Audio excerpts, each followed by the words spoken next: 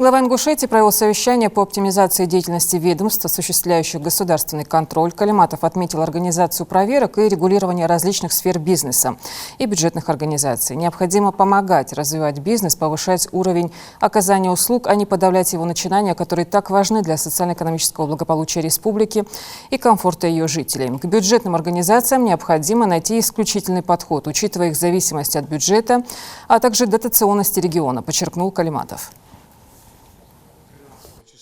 Мы должны способствовать развитию бизнеса, учреждений. Мы должны им помогать, предостерегать их и разъяснять им ту или иную ситуацию. Каждый из вас имеет полномочия и разъяснять. Вы государевы люди. Надо системно работать в этой части. Вы должны сегодня федеральные структуры конкретно добиваться результатов.